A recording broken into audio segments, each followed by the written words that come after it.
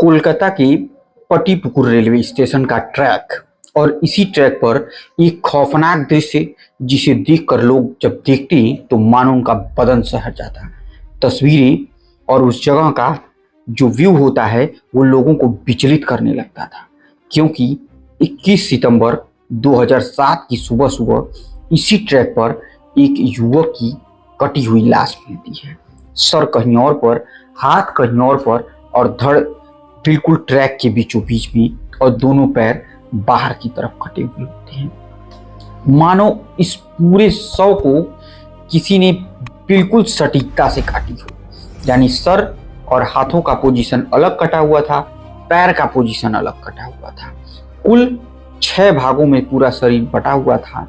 और इसी 21 सितंबर 2007 में जब इस युवक की पूरे शव को पुलिस अपने कब्जे में लेती है तो उसे देखने के बाद जो मौके पर पुलिस पहुंच जाती है उसके सिपाही भी थोड़े से सिहर जाते हैं। उन्हें वो शव उठाने में भी हिचकिचाहट होती है, क्योंकि मौत इतनी खौफनाक तरीके से होती है। लेकिन जैसे ही इस घटनाक्रम के बारे में लोगों को पता चलता, लोगों के अंदर एक अजीब सा उबाल आ जाता।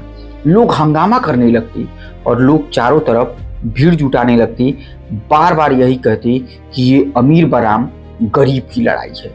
आज एक गरीब को इन अमीरों ने मार डाला और इतनी बड़ी सजा मिलेगी किसी ने सोचा भी नहीं था। दरअसल शख्स मरा होता दोस्तों, उसका नाम रिजवा नूर रहमान होता है, और जिसकी मौत की खबर जैसे ही घर वालों तक पहुंचती है तो कोहराम मच जाता है। घर वाले चीख चीख कर, चिल्ला चिल्ला कर एक ही बात करते हैं कि आज अमीरों ने हमें मार डाला, मेरे एक बेटे को हमेशा हमेशा के लिए मौत की घाट उतार डाला। और जब ये खबर धीरे धीरे लोगों तक पहुंचती है तो लोग सड़कों पर आते हैं और हंगामा करना शुरू करते हैं। उस समय की तत्कालीन लेफ्ट की जो सरकार होती है वो हिल जाती है। इतना बड़ा माहौल बन जाता है पूरे प्रदेश में। और तो और दोस्तों, इस समय की तत्कालीन मुख्यमंत्री जो ममता बनर्जी भी होती हैं, इस मामले को इतना ऊपर तक उठाती हैं कि मानो वो इसी मामले से पूरे कलकत्ता में भूचाल मचा देंगी। और इसी की वजह से इस पूरे घटनाक्रम पर बढ़ते हुए दबाव को देखते हुए जो सरकार होती है उस समय की तत्कालीन, इस पूरे मामले को सीबीआई को देने की फैसला की है, क्योंकि ये मामला इतना हाईलाइट हो चुका था, इतना वहां पर हंगामा मच चुका होता है कि लोगों को संभालना बिल्कुल मुश्किल हो जाता है। यहाँ तक कि कब्र के अंदर इस लाश को दफनाया नहीं जाता है जब तक कि कोई सुरक्षित फैसला ना आ जाए।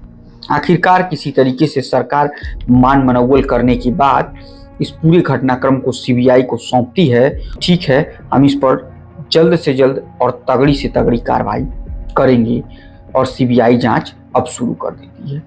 लेकिन इससे पहले ये मामला बेहद जानना जरूरी हो जाता है कि आखिर ऐसा क्या था कि उस एक शख्स के मरने के बाद पूरे लोग सड़कों पर आ जाते हैं। क्यों वो इस तरीके से चिल्लम चिल्ली मचाते हैं कि इस पूरे घटनाक्रम की, मतलब एक शख्स जो ट्रैक पर कटा हुआ है उसके लिए सीबीआई जांच की मांग करते हैं। उसके पीछे एक बहुत बड़ी कहानी होती है। इस कहानी को भी सुनना आपके लिए बेहद जरूरी है, तभी ये पूरा घटनाक्रम आपकी समझ में आएगा।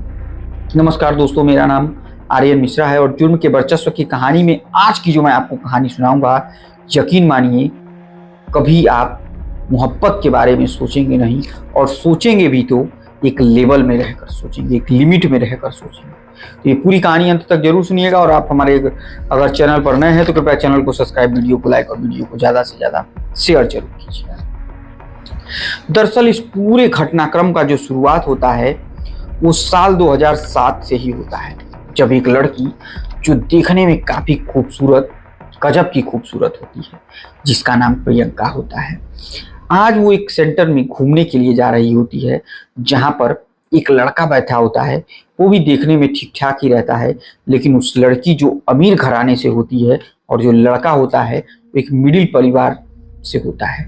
लड़के का नाम रिजवानूर रहमान होता है और लड़की का नाम प्रियंका होता है। दोनों एक दूसरे को देखते हैं तो मानो देखते ही रह जाते हैं। इधर लड़के का भी अंदर से दिल धड़क उठाता है और उधर लड़की का भी अंदर से दिल धड़कता है। दोनों एक दूसरे से बातचीत करने की कोशिश करते हैं और ये बातचीत धीरे धीरे दोस्ती में बदलती है और दोस्ती एक प्यार का रूप लेता है। प्यार भी इतना जबरदस्त होता है कि वो लड़की ये भूल जाती कि वो हिंदू है और लड़का ये भूल जाता है कि वो मुस्लिम है। दोनों सिर्फ एक ही भाषा याद रखते हैं, इंसानियत और प्यार का भाषा। और प्यार इस कदर परवान चढ़ने लगता है कि दोनों न जाने कब इस प्यार में कितने बार एक दूसरे को एक बना चुके होते हैं, कोई नहीं जानता है। और धीरे धीरे ये मोहब्बत परवान चढ़ती चली जाती है। अचानक एक दिन दोनों ने मिलकर फैसला लिया कि वो स्पेशल मैरिज एक्ट के तहत अगस्त 2007 में शादी करेंगे। और उन दोनों ने शादी कर लिया। लेकिन कोई ये नहीं सोच रहा था कि जो प्रियंका होती है वो होजरी टाइकून की बेटी होती है, जिसके एक इशारे पर उस समय की तत्कालीन सरकारें चला करती थी। सियासत के गलियारे में कुछ इस कदर उसके परिवार का धमक था कि जिसकी वजह से कोई उसकी बेटी या उसके परिवार की तरफ नजर उठाकर नहीं देख सकता था। और उस परिवार की लड़की के साथ इस तरीके से रहमान ने प्यार करने का खौफनाक जो खेल खेला था वो बहुत बुरा होने वाला था। आखिरकार जैसे ही पता चलता है कि लड़की ने मैरिज एक्ट के तहत शादी की है, मानो उस समय की तत्कालीन सरकार के सियासी गलियारे में भूचाल आ जाता है। और भूचाल इतना बड़ा आता है कि इस पूरे घटनाक्रम में पुलिस तक शामिल हो जाती है। पुलिस के बड़े बड़े आला अधिकारी शामिल होते हैं और बार बार सभी लोग प्रियंका और रिजवानूर को समझाने की कोशिश करते हैं कि देखो आप लोग ये बहुत गलत काम किए, लेकिन ये दोनों मानने को तैयार ही नहीं थे। आखिरकार मामला धीरे धीरे आगे बढ़ता है और इस निजी मामले में उस समय के तत्कालीन कमिश्नर वगैरह इन्वॉल्व होते हैं और रिजवानूर को, जो कोलकाता का सबसे पावरफुल कमांड सेंटर यानी लाल बाजार थाना माना जाता है, वहां बुलवाया जाता है। बुलवाने के बाद उसे समझाया जाता है कि देखो बात को तुम समझो, उस लड़की के साथ अभी भी तुमने जो किया उसे बस यहीं तक रोक दो, अब इससे आगे मत बढ़ाओ और उसे अपने मायके जाने दो, फिर हम लोग वहां पर भेज देंगे। ये सब कहते हुए काफी समझाया जाता है। नहीं मानने पर कई तरीके के केसेस में फंसाने की भी बात कही जाती है और धीरे धीरे इस पूरे घटनाक्रम में नरमी बरतते हुए ध्यान से समझाया जाता है कि तुम मान जाओ। आखिरकार रिजवानूर भी क्या करता, उसके पास और कोई विकल्प नहीं था। शासन प्रशासन से लेकर सब कुछ उसके विपक्ष में खड़ा था और उसे हार मानकर अपनी पत्नी को मायके भेजना पड़ता है। जब पत्नी मायके चली जाती है तब एक ऐसी खतरनाक रात आती है जहां से ये पूरा घटनाक्रम ही बदल जाता है। यानी रिजवान से अब तक लोग रिक्वेस्ट कर रहे होते हैं, लेकिन अब जो घटनाक्रम खुलता है उसमें अब वो रहता ही नहीं है, यानी इस दुनिया को अलविदा कर देता है। तो अब उससे लोग क्या रिक्वेस्ट करेंगे और ये क्या आगे होगा। जैसे ही उस 21 सितंबर की काली रात में उस रेलवे ट्रैक पर रिजवानूर की लाश मिलती है, पूरा मामला हंगामे से भर जाता है। कई साल की सीबीआई की गहन जांच चलती है, जिसके बाद रिपोर्ट में ये आता तो जरूर है कि रिजवानूर ने आत्महत्या ही की थी, उसे किसी ने हत्या नहीं किया था। और पुलिस के कुछ लोग और जो प्रियंका का परिवार होता है, जिसे हौजरी का टाइकून कहा जाता है, उन लोगों ने मिल करके उसे मानसिक रूप से प्रताड़ना दी थी। हो सकता है कि उसकी वजह से ही उसने आत्महत्या की हो। लेकिन जो रिजवानूर की माँ होती हैं और उसका भाई होता है, वो इन बातों को मानने के लिए तैयार नहीं कहते हैं कि मेरा बेटा ऐसा नहीं था, वो कभी ऐसा कर ही नहीं सकता है, क्योंकि वो इस पूरे सिस्टम को, प्रियंका के बैकग्राउंड को जानने के बावजूद भी उसने प्रियंका से प्यार किया था।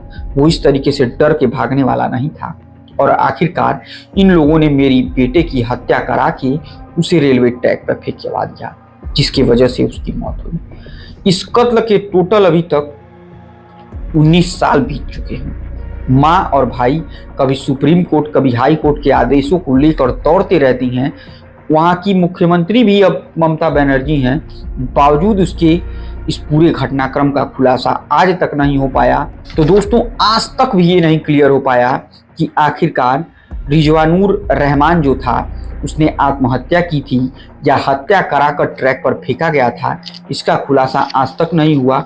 सीबीआई की रिपोर्ट भी आ चुकी है, यहाँ तक कि उस समय के तत्कालीन जो आला अधिकारी थे वो लोग रिटायर भी हो चुके हैं। फिर भी इस केस में अभी तक कोई फैसला नहीं आया और माँ और भाई आज भी न्याय की गुहार के लिए दौड़ते रह रहे हैं। तो कुल मिला कर दोस्तों कहने का मतलब ये है कि एक सिस्टम ऐसा है जिससे आप कभी नहीं लड़ सकते। आप लाख सच्चे हों, लेकिन जिसके पास पैसा है, जिसके पास पावर है, उससे आप आगे कभी नहीं बढ़ सकते। तो ये थी दोस्तों आज के जुर्म के वर्चस्व की कहानी। इस कहानी के विषय में अपने राय को देना तो बिल्कुल मत भूलिएगा और आप इस घटनाक्रम के बारे में क्या कहेंगे हमें कमेंट के माध्यम से जरूर बताइएगा और दोषियों को सजा क्यों नहीं मिली इसके बारे में भी बताइएगा। आप भारत के किस कोने से हमारी वीडियो को देख रहे हैं कमेंट के माध्यम से अपना नाम और जगह बताइए ताकि आने वाले वीडियो में हम आपका नाम ले सकें। तो आज के जुर्म के वर्चस्व की कहानी को दोस्तों हम यहीं समाप्त करते हैं। तो लाइक शेयर सब्सक्राइब जरूर कीजिए। तब तक के लिए मुझे दीजिए इजाजत। जय हिंद, जय भारत।